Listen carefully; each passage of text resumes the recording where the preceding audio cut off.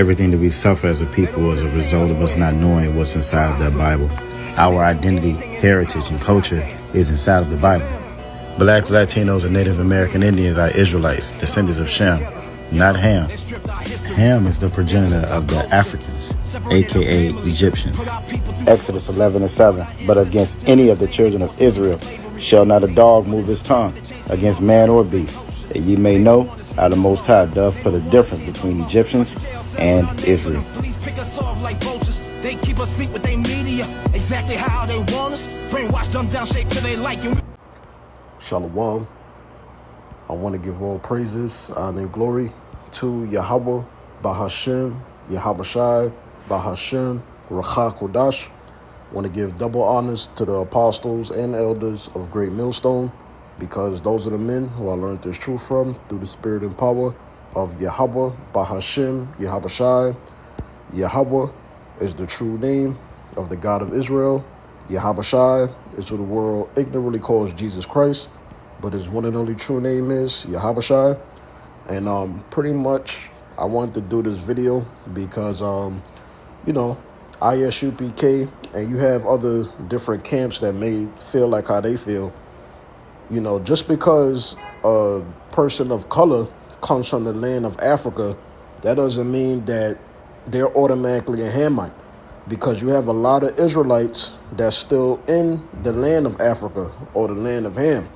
So what I notice about ISUPK, you know, they're not really spiritual. You know, they're carnal. They don't really talk about the mystery of the Gentiles. They don't really talk about, you know, not all the seed of Jacob, you know, the Israelites, went on the slave ships and came to America. All right. You still had millions of Israelites that wasn't on the different slave ships and that wasn't a part of all these different slave trades that took place. All right. So you got to be careful of that with your doctrine. You got to have a balance of your doctrine, just like how Great Millstone teaches. Because, yeah, obviously the land of Ham, you know, that's for the Hamites. That's their inheritance that the Most High gave them. But you still got to specify that, you know, there's 18 nations, and you got to explain to people the difference between the seed of Israel and the seed of Ham. All right. So just because a person or a so-called black person, you know, comes from the land of Africa or they're living in Africa, that don't necessarily make them a Hamite. All right. Now, let's just get into the lesson real quick. So this is Exodus chapter 11 and verse 7. It says, but against any of the children of Israel shall not a dog move his tongue, against man or beast, that ye may know how that the Lord, now whenever you see the word Lord in caps, it's referring to the God of Israel, Yahweh. All right. That's his name. That's his one and only true name. It says, doeth put a difference in what? Customs, ways of worship, right? Because you have to understand, when you read the scriptures, all the heathen nations, all 17 of them, they're all pagan worshipers, all right? They all commit fornication. They all worship the creation, than the creator himself. Us as the Israelites, that's what makes us different. The Heavenly Father is dealing with us directly, and he's a true and living God, as well as his only begotten son, Yahabashai.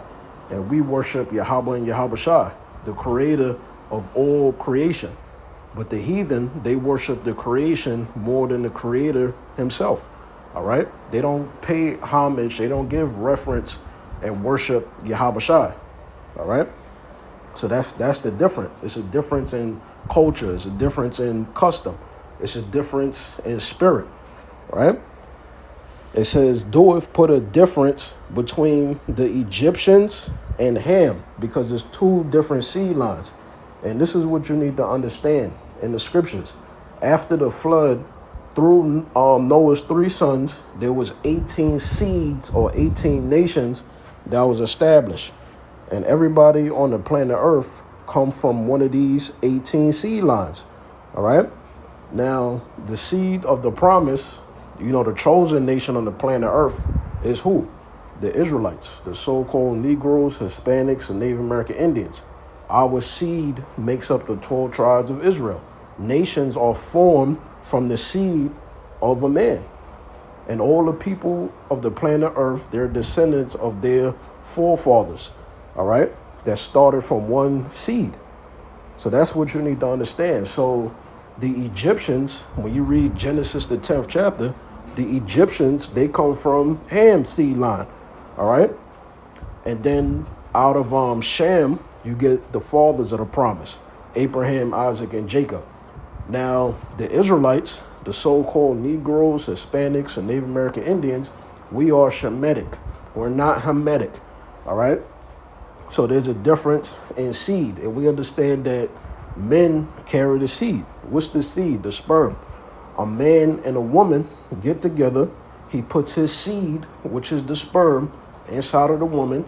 You could look at the woman as the planet Earth, all right? She nurtures that seed in her womb and caters to that seed, and then she gives birth to that man's seed. So that child's nationality, that child's identity and culture is supposed to take upon, is based upon what? The seed of the father, all right? So even though we're two dark nations, that doesn't mean that we come from the same seed line, all right? Remember, to each particular seed is tied to what? A culture, an inheritance, a plot of land on the planet Earth, right? When you read the Zondervan Bible Dictionary, and you can search this up, this is the definition for Ham, which Ham is the forefather or the progenitor of the Hamites, the indigenous Africans, right? Because you got people that fled Roman persecution, that fled into the interiors of Africa, as I'm going to show you, which is the seed of Israel. Jacob's name was changed to Israel. And then you got the people who was already living there, which is who? The people I'm about to read about, the Hamites, all right? So the word Ham, it says perhaps hot, right? Because that region is hot. Hence, that's why, you know, they're so damn dark, all right? It says the youngest son of Noah, born probably about 96 years before the flood. It says, and one of the 8 persons to live through the flood, he became the progenitor, meaning the first, the beginning of the dark races. Because this is what you need to understand. Once you get deeper and know the true gospel and doctrine through Yahushua, right, through the Holy Spirit, but from his men on the planet Earth, the men of great millstone, you understand what? All nations of the planet Earth have skin tone or melanin. Melanin. All right, you know, certain words Jake can't pronounce, so like it. All right. But, you know, like dark hue, so to say, brown hue, you know, lighter hue. They may be called like yellow. You know, I got a lot of cousins and relatives. They used to say, oh, high yellow. Because I have family, you know, from the Carolinas, like Charlotte, Carolina. All right, South Carolina. So, you know, they used to say high yellow, but it's still hue. It's still, you know, brown. All right. So every nation, all nations except for the Edomites, they have hue. All right. They have color, you know, brown skin. Some darker shades, some in between, some lighter shades. All right. But it's still hue. The Edomites is the only seed line on the planet Earth that don't have hue. All right. Why is that? Because it goes back to the curse that was put on Cain, which was a distinguishing mark, a band of remembrance on how what? How he's a liar and he killed his brother Abel. All right. So that's why they look like how they look. And then Esau, when he was born, you know, he was born without no pigmentation, because you understand that that spirit that was in Esau is Cain. All right, because the scriptures, it deals with reincarnation for those that can receive it. So it goes on to say, so it says he became the progenitor of the dark races, not the Negroes. So wait a minute, the Negroes, this is people's argument. Oh, well, we came from Africa, so we got to be African. You know, that's the motherland, that's the homeland, because that's where the ships came from. But what about the history before Africa? Do y'all know anything, you know, about our dwelling, our culture, what we was doing before we got sold into slavery? You know, what's our history before Africa? Can you prove that Africa is the motherland and that's where we come from? Y'all can't prove it. Why? Because y'all was force-fed that by the school system, the Board of Ed, which, by the way, was funded, and it was started by the Rockefellers. When you do your research, you know, the Board of Ed, all right, this school system, college, it comes from Jewish men, all right, Edomites. They started, you know, the school system when you do your research. Let me just read this to you real quick, because you got to understand how deep the deception goes by the Edomites, man. They got control over everything. And this is how we know, pursuing the Daniel, the 2nd chapter, 2nd Ezra 6 and 9, it mentions that the Edomites will be ruling in the last days. They're the last heathen nation to rule before the kingdom of heaven is established. And what nation will be in rulership when Yahushua returns back? The Edomites, all right? So they have control over absolutely every grip in society. So unless the Holy Spirit is dealing with you, and you would have to, you know, be the elect if you endure to the end, you know, you will be deceived by his democracy, his westernization, his man-made religions that come from the Roman Catholic Church. It would be easy for you to fall into the snares of the devil one way or another, all right? Whether it be your career, wanting to climb up the ladder, wanting to be famous. I mean, all roads lead to them controlling you, because they control, you know, all aspects of life pretty much on the planet Earth through the will of the Most High, all right? So check this out, the dark truth of the educational system shaped by John D. Rockefeller, right? And this is the article from medium.com. Let's go down here. It says, I just want to get into the point, but it's a good article because I did a video on this already.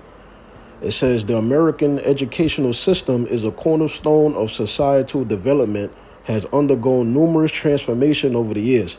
One influential figure in shaping the landscape of education was John D. Rockefeller, a name often associated with wealth and industrial prowess.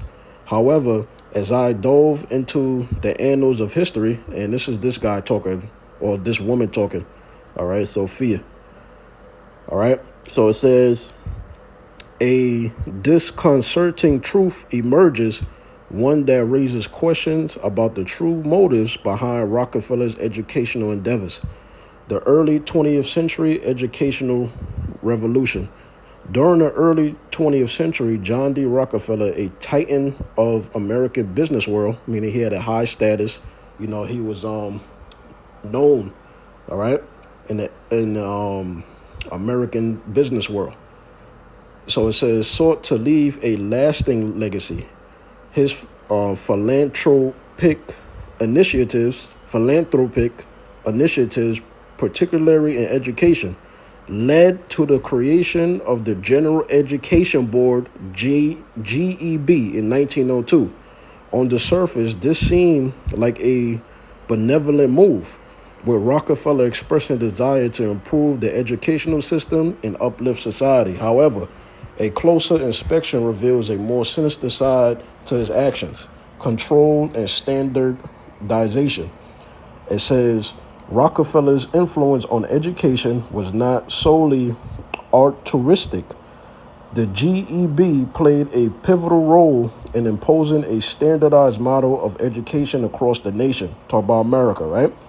It says this standardization, while seemingly efficient, carried with a hidden agenda to mold a workforce that would serve the interests of industrialists like Rockefeller himself. All right?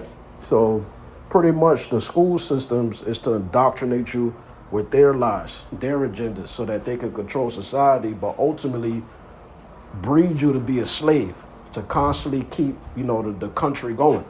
All right? To keep you in debt. Now people are debt slaves.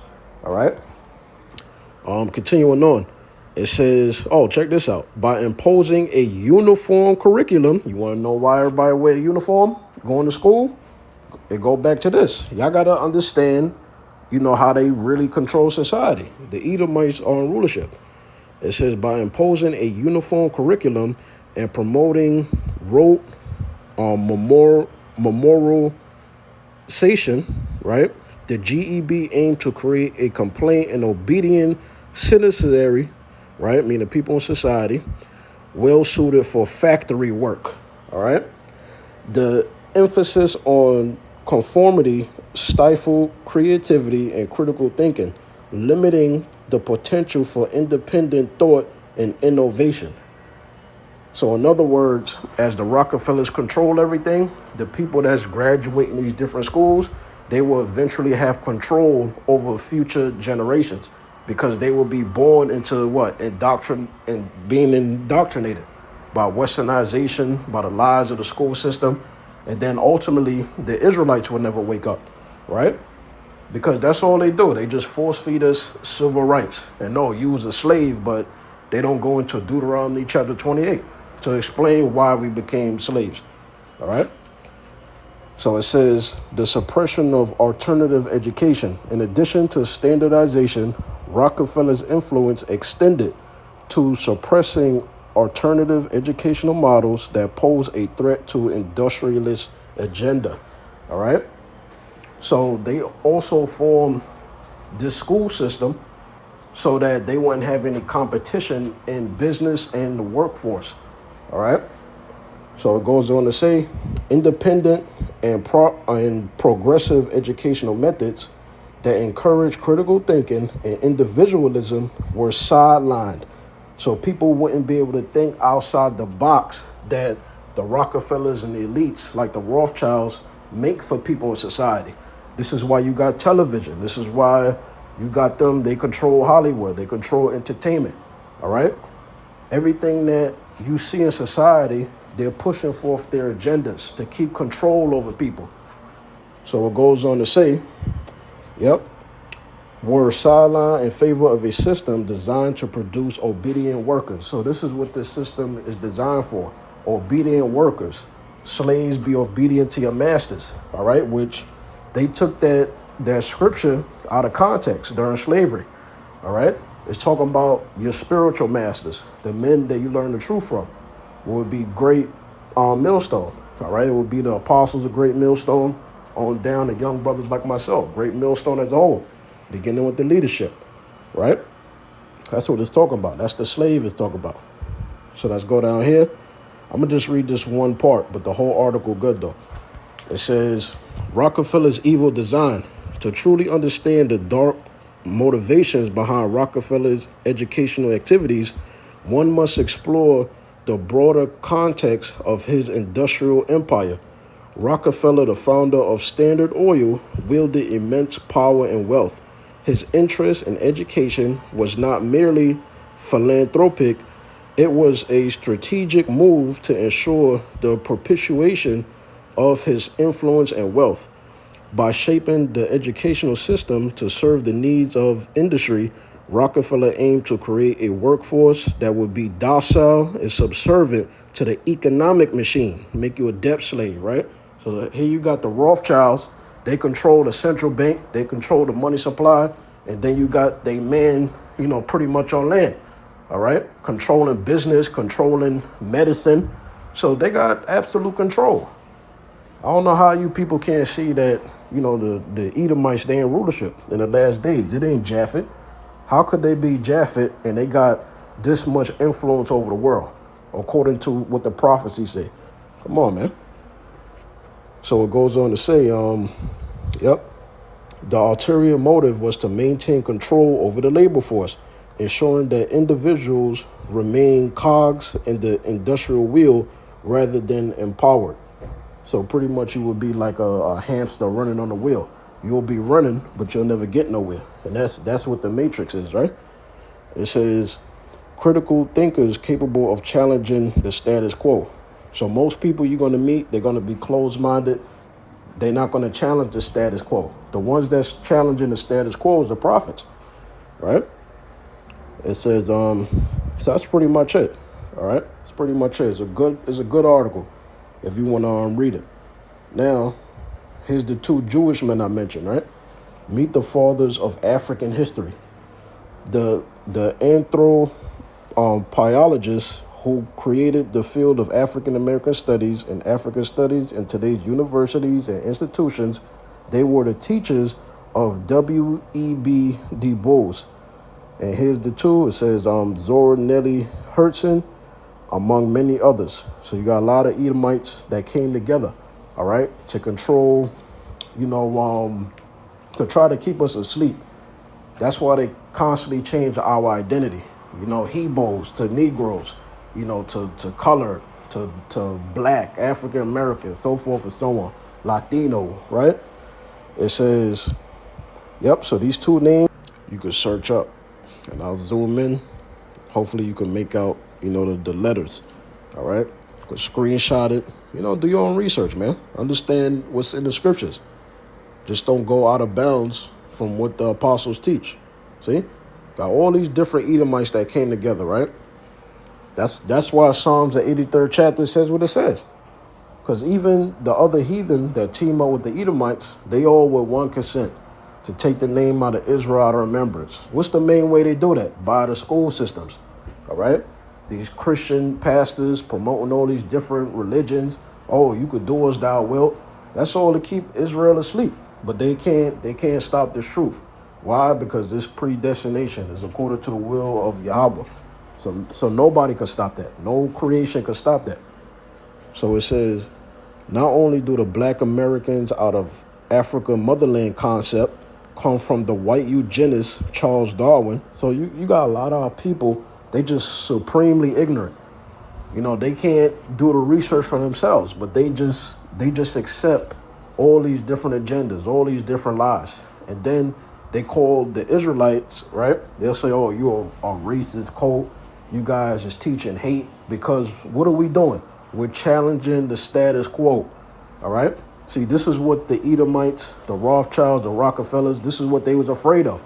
They was afraid of a great awakening happening. They was afraid of men like Great Millstone and the men that teach it like mine, because we're not deceived, all right, by their devices. So it goes on to say, but the black American historical connection to the landmass presently known as Africa is based upon two Edomite men, or Jewish men, Jewish men, all right? So you got our people, they defend us. When you a so-called Negro making you an Israelite, or you a so-called Hispanic making you an Israelite, or a so-called Native American from the different, places the Native Americans is from, Canada, North, South, and Central America, different Caribbean islands. When you say that, my roots is African, and you get these stupid false DNA tests, you're promoting their agendas, all right? So it goes on to say, it says, for the sole purpose of suppressing records of black Americans, all right? And what records would that be? Ultimately, the Bible, linking you to the Israelites, which is why the slave trades happened, because we broke the old covenant, right? It says, I'm gonna read it again. It says, but the black American historical connection to the landmass presently known as Africa is based upon two Jewish men for the sole purpose of suppressing records of black Americans, origins, and indigenous history in America within the academic institutions created by white supremacy. All right? That's why you can't talk about the Bible no more. Now, I heard that they're not even really teaching us that how they say it? They pretty much teaching that we was indentured servants. All right? It's ridiculous. So lucky if I went on a rant, I just had to bring out that information. This is Exodus 11:7. But against any of the children of Israel shall not a dog move his tongue against man nor beast, that ye may know how that the Lord, right, Yahweh, doeth put a difference between the Egyptians and Israel. All right? Because what did the Most High give us? The law, statutes, and commandments. This is Deuteronomy chapter 4, verses 5 and 6. Behold, I have taught you, right, singular, I have taught you statutes and judgments. He's talking to the children of Israel, right? Even as the Lord my God, the word Lord is a cap, so that's the name Yahweh, our God, commanded me that ye should do so in the land whither ye go to possess it, which is what? The promised land of Israel, right? Keep therefore and do them, for this is your wisdom and your understanding, right? Our heritage, our culture, our way of life. how we are to conduct ourselves as Israelites, right? And your understanding in the sight of the nations talk about the heathen nations, right? Which shall hear all these statutes and say, surely this great nation is a wise and understanding people, because they know that we're different from them. We're not bowing down to wood and stone and giving it a name and acting like, you know, the idol can eat physical food when it can't talk, it can't hear, it can't blink, it can't think. It's just a piece of element right there. All right, it's just rock. That's all it is, or stone. But that's what the heathens do. They commit idolatry, they commit fornication. So that's why the Lord was mad at us, and these different curses came upon our people. All right. Leviticus 18:1, it says, and the Lord, right? The word Lord is in caps, so it's saying Yahweh. And the Lord Yahweh spake unto Moses, saying, speak unto the children of Israel, right? The so-called Negroes, Hispanics, and Native American Indians, and say unto them, he is the Lord our God, right? Yahweh is our God. It says, after the doings of the land of Egypt, wherein ye dwelt, shall ye not do. So there's the difference right there. We was dwelling in Egypt, but we're not actually Egyptians, all right? It says, wherein ye dwelt, shall ye not do. So the Lord is telling us, don't act like the Egyptians. Don't keep their customs, all right? Don't keep their ways of worship. Don't be pagans like how they being pagans. Don't commit fornication how they commit fornication. You got our people, they want to big up Egypt so bad. The Lord is clearly showing you the difference in this verse, all right? It says, after the doings of the land of Egypt, wherein ye dwelt, shall ye not do. Don't keep none of their customs. Don't shave your beard like them. Don't get baldies like them, so forth and so on, right? It says, and after the doings of the land of Canaan, right? So we're not supposed to copy none of Ham's descendants, you know, concerning their customs and how they worship. We're not supposed to follow the way of the heathen in general, because we got our own laws, statutes, and commandments. It says, whether I bring you, shall ye not do. So we're not supposed to keep the way of the heathen in the promised land of Israel. It says, neither shall ye walk in their ordinances, meaning their laws, their customs, their ways of worship. It says, ye shall do my judgments and keep my ordinances to walk therein. All right, I am Yahweh your God. So that's what Yahweh our God was telling us through Moses. All right. It says, yep. So that's it with that. Now let's go here, because we need to understand how we got in Africa the first place. We got in Africa because we was under the curses, just like how the Lord had us oppressed and afflicted by the ancient Egyptians, and we was dwelling amongst them. But the Lord said, don't do as the Egyptians do, you know, do what I say to do. The same thing applied to, you know, when we fled all over Africa and the lands we've been scattered in. It still remains the same. This is Deuteronomy 28:15.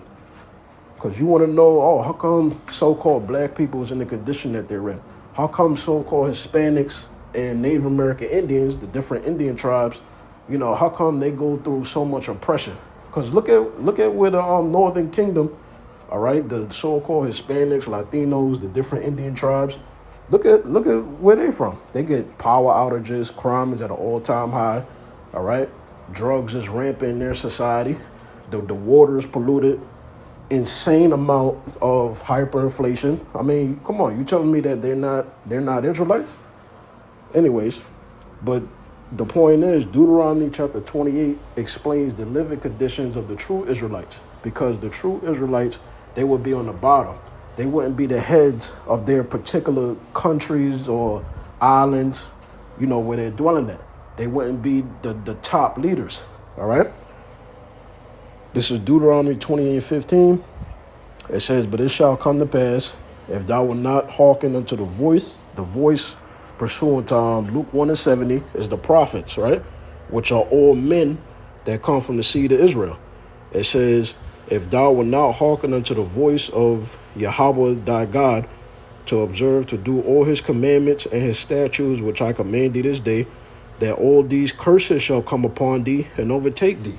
So these curses that came upon the true Israelites, they would live a life of poverty.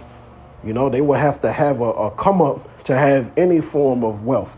They wouldn't be in control of nothing. Because when you read verse 48, it said that what? That we would have to serve our enemies for the one of all things. And then eventually, it goes into the siege of Jerusalem, 70 AD. And then it would tell you, which I'm going to get it right now, why we got dispersed. We got dispersed, through the different slave trades, right? So now check this out. This is Deuteronomy 28 and 25. The Lord shall cause thee to be smitten before thy enemies, right? And this happened during the siege of Jerusalem under the Flavian dynasty. It says, thou shalt go out one way against them, right, out of Jerusalem, because that's what happened with 70 AD. Titus had 60,000 Roman soldiers besiege Jerusalem, so there was no way out. So our people inside of Jerusalem, because they couldn't leave to get food and water and herbs and fruits, they resorted to cannibalism. When you read in the 50th verses on down, all right? That was the Roman Empire that did that to us. And who controlled the Roman Empire? The Edomites. Titus, he was an Edomite, right? So we could only leave one way, and then we fled into the interiors of Zen, in Africa, right? So it says, thou shalt go out one way against them and flee 7 ways before them, all throughout Africa, right? And thou shalt be removed into all the kingdoms of the earth, all the different slave trades, right? So now let's read verse 64, because you also need to understand that, yeah, it was the Hamites that sold us to the Arabs, that sold us to, the Edomites. But even before that time, you had Jakes, you had Israelites that was dwelling in Africa too. So some of them could have been selling their own people out of ignorance, all right? But the crime of selling the Israelites is on Ham, though, because it said Ham did it, all right? This is Deuteronomy 28:64. It says, and the Lord shall scatter thee. Hence, that's where you get the term African diaspora, which is why I have this here. Let's read it. All right, I'll start at the top. The phrase African diaspora gradually entered common usage at the turn of the 21st century. The term diaspora originates from the Greek diaspora, meaning scattering, which gained popularity in English in reference to the Jewish diaspora, all right, which is mentioned where? What I'm reading, Deuteronomy 28:64, before being more broadly applied to other populations, all right? So there you go. So they link the scattering of the Jews in the Bible to the African diaspora. Why? Because they're saying that we're the real Jews, all right? That's why I got that there. So, yeah, Deuteronomy 28:64, and the Lord shall scatter thee among all people, from the one end of the earth even unto the other. All right.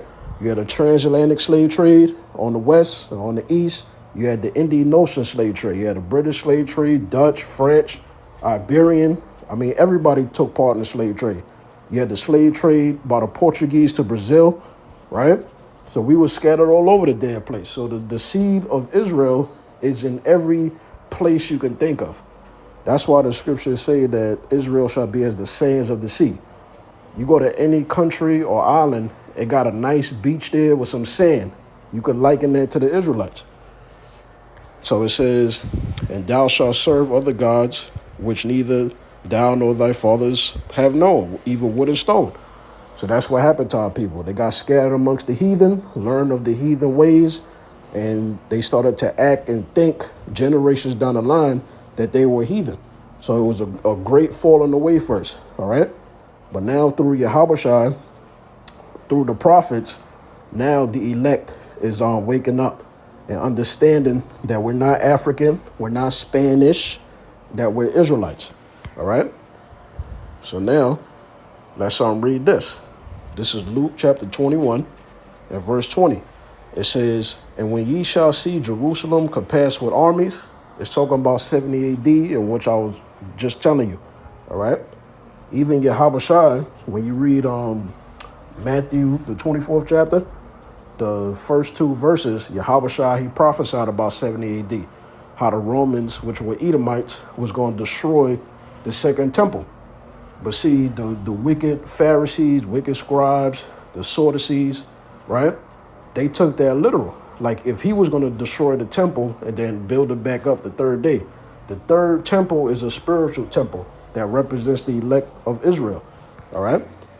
It says, then know that the desolation thereof is nigh. It says, then let them which are in Judea flee to the mountains. All right.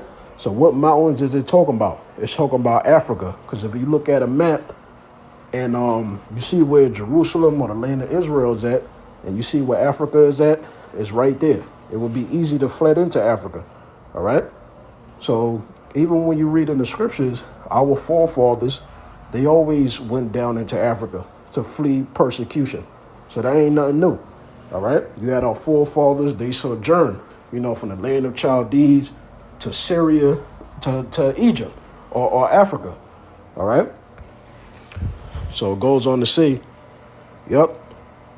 It says, and let them which are in the midst of it depart out, and let not them that are in the countries enter thereinto. So our people, they fled all throughout Africa. Some even went into Saudi Arabia, all over. All right. That's why you could go on YouTube and you could search up, black people in Yemen, black people in India, black people in Pakistan, Sri Lanka, all these different places on the east. Why? Because you had the Indian Ocean slave trade, and then you had them which fled out of Judea, Jerusalem, into these different parts, fleeing Roman persecution. All right. So it says, for these be the days of vengeance, that all things which are written may be fulfilled. But woe unto them that are with child, and to them that give suck. And the precept to that is Deuteronomy 28, from like verses 49 through like 56. Let's talk about like the siege of Jerusalem. All right. And I already broke it down for you earlier with the cannibalism and stuff like that, how we couldn't leave out our land. Right. So it says, in those days, 70 AD, for there shall be great distress in the land, because you couldn't leave out to get water or food. So they resorted to cannibalism, right? And wrath upon this people. Why? Because we broke the old covenant. We constantly kept going into captivity over and over again, not listening to the prophets. So there was a consequence for that. It says, and they shall fall by the edge of the sword, and shall be led away captive into all nations. All right. So what does that talk about? When you read this book, page 84, that's all you got to read. Page 84 from the book From Babylon to Timbuktu. All right. The prophecy of Luke 21, verses 20 through 24. Here's the secular history, right? That confirms that prophecy. It says, during the period from Pompey to Julius, it has been estimated that over 1 million Jews fled into Africa. Fleeing from Roman persecution and slavery, the slave markets were full of black Jewish slaves. All right. So now let's read it again. Luke 21:24. And they shall fall by the edge of the sword, and shall be led away captive into all nations. It just said it. It just told you who the slave markets was filled with. Jews. All right. And Jerusalem shall be trodden down of the Gentiles until the time of the Gentiles be fulfilled. So we're in the time of the Gentiles, pursuing the Daniel, the 2nd chapter. And who's the last heathen nation to rule? The Edomites, the revived Roman Empire. All right. So if the Edomites rule ancient Rome and the empire before that, Greece, if we in the revived Roman Empire in the form of America mainly, and then the EU, what nation would be in rulership? The Edomites. All right. So now, let's go back. When you first come into the truth, the main things you learn that the Lord hooks you with spiritually is what? Deuteronomy 28th chapter, and the fact that the Hamites, a dark nation that looks similar to us, right, in hue, they sold us to the Ishmaelites, which is the so-called Arabs, right? You got the sub-Saharan slave trade or the Arab slave trade, and then they sold us to the Edomites. Then you learn that these people right here, they funded the slave ships, all right? 98% of the slave masters were these people when you do your research. And there was a divine reason why the slave trades happened. while people constantly got scattered, constantly went into captivity, became, a lost people, a people searching for their identity, right? Because that's in the scriptures. In the early 18th century, kings of Dahomey, known today as Benin, became big players in the slave trade, right? Waging a bitter war on their neighbors. Who are their neighbors? Israelites, all right? Resulting in the capture of 10,000, including another important slave trader, the king of Wida. King Tegbusu, right, made 250,000 euros a year selling people into slavery in 1750. All right? There's a lot of information on this. It's a lot of information. All right? And this is where you get, so-called black people sold black people. No, it was Hamites that sold Israelites. All right? Let's see. So, I mean, that's pretty much it. That's pretty much it. Let's read some of this, though. It says, which African king, or I'm going to replace the word African with Hamite king, sold the most slaves, a.k.a. Israelites, right? AI overview. It's difficult to pinpoint one specific African king who sold the most slaves, as the trade was a complex and widespread phenomenon involving many rulers and regions, right? So you had different African or different Hamitic kings at that time that was selling Israelites all over Africa, and they all had a hand on it, all right? You ain't just have Israelites in West Africa, all right? You had Israelites in Central Africa, North Africa, South, East, and West Africa, but the main bulk was in West Africa. That's the most famous slave trade, where the slave trade happened, the transatlantic slave trade. So it says, the kings of Dahomey, present-day Benin, were significant players in the 18th century, and their involvement in the slave trade was particularly notable, right? So these are different Hamitic kings that sold actual Israelites, a dark nation selling another dark nation. Two different seed lines, though, all right? Two different nations. Remember, nations are formed from the seed of their forefather. It says, king of Dahomey, or kings of Dahomey. In the early 18th century, the kings of Dahomey became major players in the Atlantic slave trade, waging wars on their neighbors to capture people for sale. All right? I read that one already. It says, other notable figures. It says, while Dahomey is prominent, other African rulers and regions were also involved in the slave trade. Other Hamites, right? Including the Kingdom of Congo and Queen Ninjishga and Mbade. All right? Probably pronouncing that wrong. You see how it's spelled. It says, the Kingdom of Dahomey. The Kingdom of Dahomey has sold hundreds of thousands of slaves to merchants like Francisco de Souza. All right? It says the Clotilda. Captain William Foster arrived in Owada, right, which is a corrupted way of saying Judah, because when you look at a map of Western Negro land, right, you can see, look, Kingdom of Judah. Where at? In Africa, because they were the people or the descendants of the people that fled Roman persecution, going back to what's stated in the Bible and secular history. All right, but we're not taught this in school. We just taught that we was a bunch of slaves, and then we got rounded up. Pretty much, we got sold by our own people, and we just came to America, and we just slaves. Nobody knows our origin, but Africa is the motherland. Shit is stupid and play it out. All right, look at that, Kingdom of Judah or Wida, slave coast. You see that? Which is a corrupted way of saying Judah, which is the so-called Negroes. All right, let's go back. So there you go. It says the Clotilda, continuing on, a coastal port of Dahomey, and retrieved 110 slaves on the Clotilda slave ship. All right.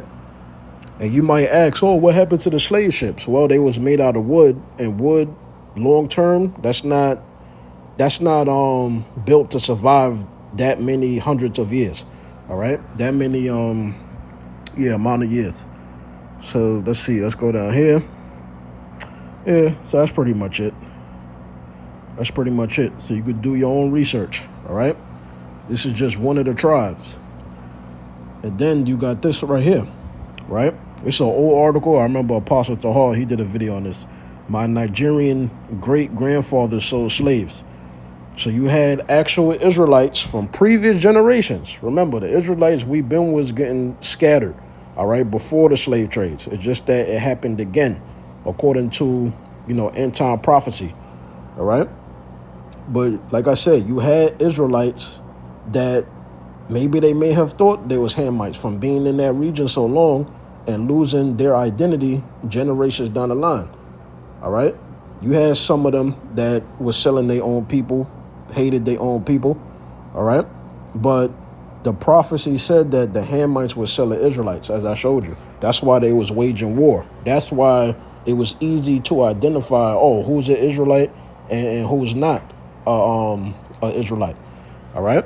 It would be easy to know who to round up and sell to the white man and the Arabs, all right, based off of what? Custom. You look at a lot of the customs of our people that's dwelling in Africa, they're keeping what? The Torah, all right? So there you go. So, I mean, if you want to check this article, you could check it out.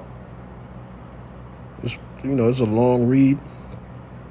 But there you go. See, transatlantic slave trade. You got a lot of Israelites that's dwelling in Africa. They're not actual Hamites, right? But they're Africans by citizenship, not sea line.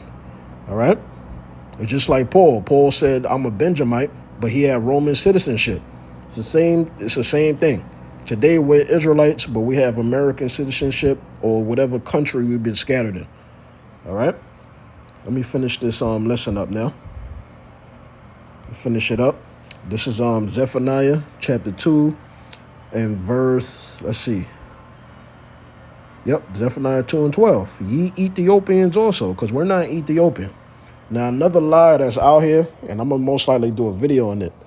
Another lie that's out here is that the Ethiopians, they got the Ark of the Covenant. No, Jeremiah hid the Ark of the Covenant. When you read, I believe it's Jeremiah, either the 2nd or the 3rd chapter, and then it's brought back up in the book of 2nd Maccabees, I believe it is. All right?